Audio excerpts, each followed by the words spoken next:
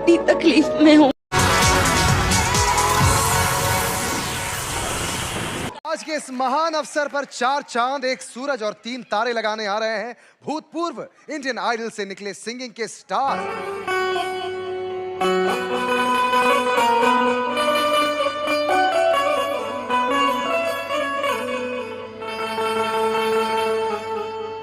बाहरे से बाहर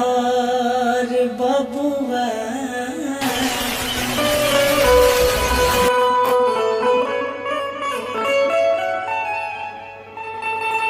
बाहरे से बाहर बबुआ हो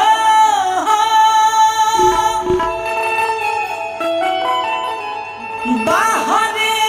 से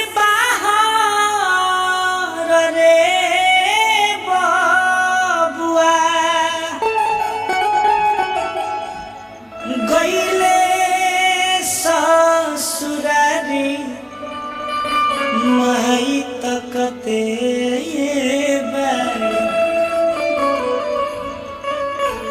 आसरा में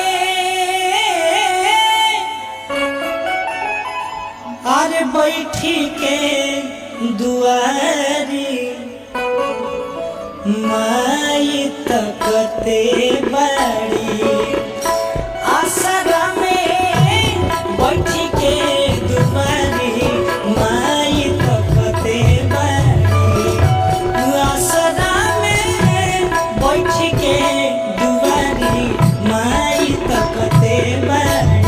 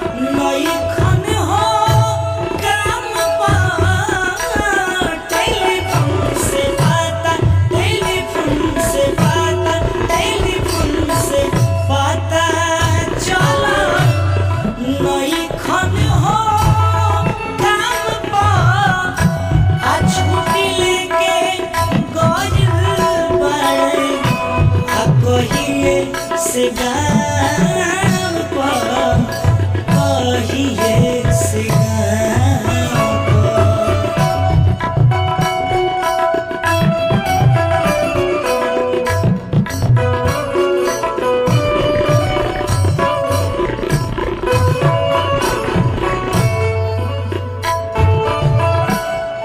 मरी जाई है माई रे लगले मरी जाई है माई रे लगले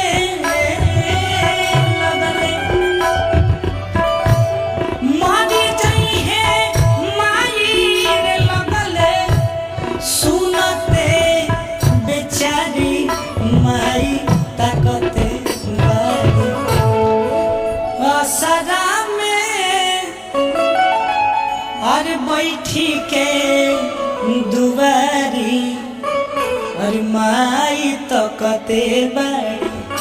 असरा में बैठी के दुआरी माई ताकते बारी